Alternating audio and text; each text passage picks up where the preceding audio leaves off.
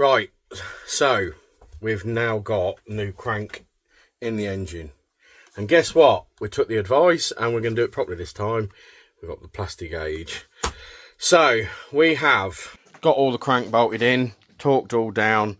We're just going to start. I'm guessing you do the each individual ones, check the clearances, and then obviously go from there, and then obviously swap the bearings accordingly. So obviously we're going to read the instructions and then see how we get on. This is something that I've never done before because, if I'm honest, I generally weren't aware of it. But at the end of the day, it's all part of the learning curve. You make mistakes to learn by them. And fuck have we learnt by it. Hey, love. Yeah.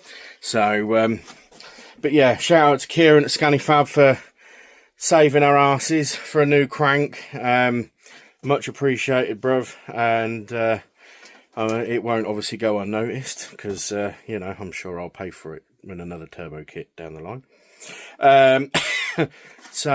But yeah, we're going to try and get these clearances checked then this time. The crank is spinning nice and freely after obviously we've torqued it down. So we've got all the new bearings in there. We're just going with standard bearings now. We obviously put standard crank bearings from Marley in it last time, and then we put King's Race bearings on the conrods. So this time we're just going to stay with Marley standard bearings. Obviously we're going to do it as if it's like a fresh engine build. So we'll fire some thin stuff, we'll fire some thin oil in there, just for first half an hour, dump that, hopefully get we've cleaned this thoroughly, as you can imagine. We've gone to town on it. So obviously we just want to, for peace of mind, just buy some shitty oil. I've got some filters and whatnot that obviously I bulk ordered a load. So because obviously with the 3.6 and whatnot, I knew I was going to need a load anyway. So yeah, we'll dump that out, and then providing everything's running sweet, we'll then put some 540 in there. Probably again just another bit of cheap just oil, because we're not going to obviously boost it or anything like that. Literally just bed it in gently for a couple hundred miles, because it's got a new clutch in it as well. So obviously we was trying to bed that in, and new brakes, so it's all going to be really fucking gentle, and just nurse it in really sort of, yeah, what's the word I'm looking for? Gently? Yeah, well no, that's, yeah, not that word. Well, yeah, I suppose gently is that fucking word, isn't it? But just easy as it goes, and then obviously we'll do that for about 250 miles, maybe 200. Check the filter after that and see if there's obviously any glitter, and then if not, we'll put some good stuff in it and then see what happens. But past that, yes, obviously I know I said about 3.2 in it, but at the minute, well, yeah, I think we've decided, haven't we?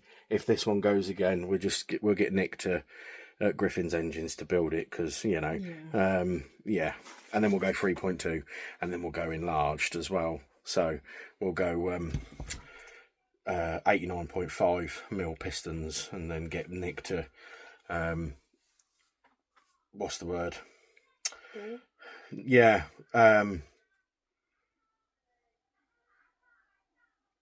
no, the word has escaped me. What am I looking for? Oversized the bore. Yeah. So obviously these are an 89mm piston. We'll go 89.5 just because why the fuck not? And then all being well, with a bigger turbo on it, but we won't tell her that bit. Yeah, we'll see how we get on. End of the day, it's all trial and error, guys. You know, this is our first engine that we've ever built. You know, so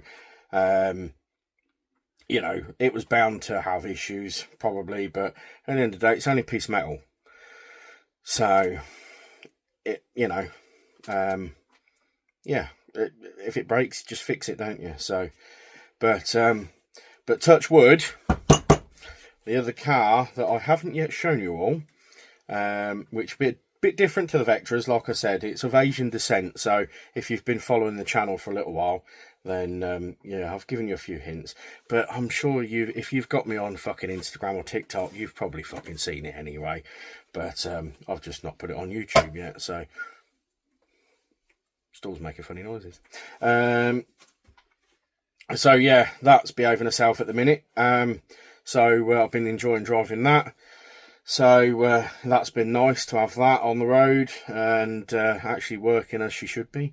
So yeah, I will do a video hopefully very shortly on that. So right, we'll get into this plastic gauge shit then, shall we, guys? Right, so we've done all the plastic gauge measuring and I've run it through ChatGPT because that thing's a fucking lifesaver. And it said that the clearances it's given us are fine. So this is what it's given us. And yeah, apparently that's all right. So I guess we'll just put it back together. And then, yeah, just send it, I suppose. Only way we will know whether it will be all right or not. Pardon me. So, yeah, I don't know what else to say on that. I mean, we've done everything now. And the crank spins nice and free. There's no resistance. So I guess we'll just put all the bearings and the conrod caps in, torque them to spec, obviously with assembly grease. I do know that bit. And then, yeah, we'll obviously then check it, rotating it and whatnot, and then just start rebuilding it. So, but I have decided I'm going to strip my 3.6. I'm only joking. No, I'm gonna pull the chains off it. So I noticed, because we obviously had I don't know if I've got it. There we go. The old oil pumplet. It's a bit shit. And Rev High have now done a 6% higher flowing oil pump. So, and it was same bloody price.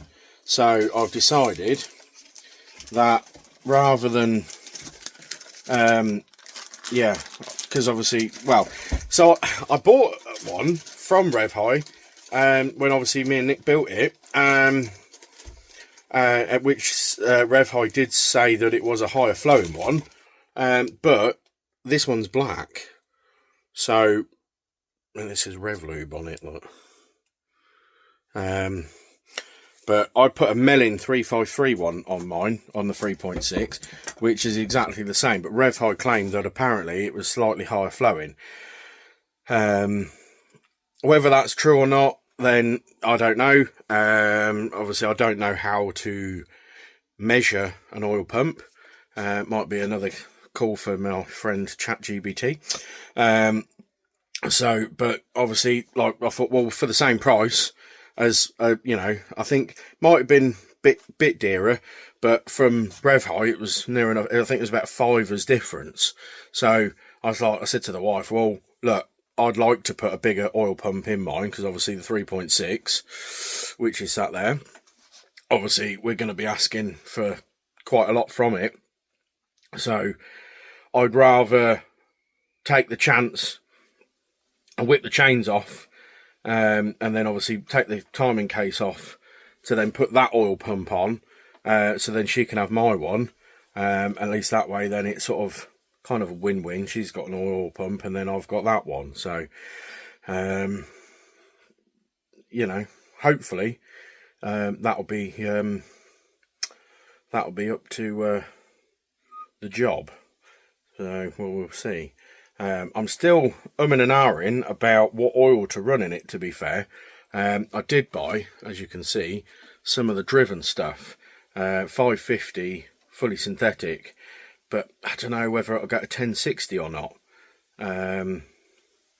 So I'm still trying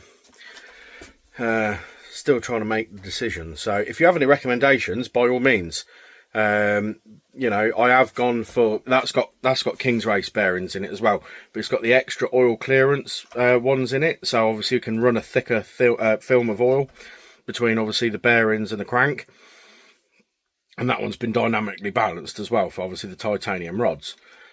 So yeah, I don't know, maybe go 1060. So yeah, obviously if you need any oil, I've got fucking shitloads.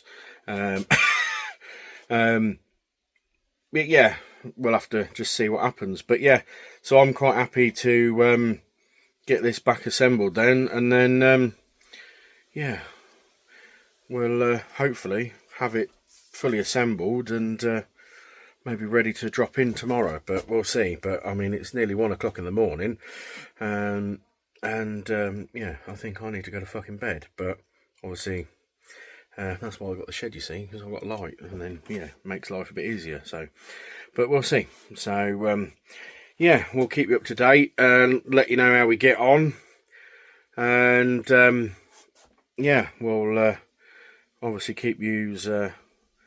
Well, we'll do the video, might even do a live, don't know. I don't know if it's worth doing a live, don't know if I've got enough followers for that. But yeah, obviously if you want to keep up to date with the channel, feel free to subscribe. If not, I'm not fussed.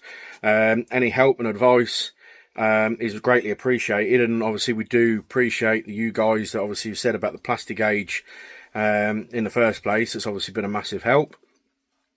So yeah, thank you again for those that commented. And yeah, we're going to be doing VBOA, providing obviously we can get this done. The wife's one will be there. If not, then yeah, just be my one. So if you guys are at VBOA, feel free to come and say hello. If you want to have a look at the cars, providing the wife's one makes it as well. So we've got to try and get this engine built, running, and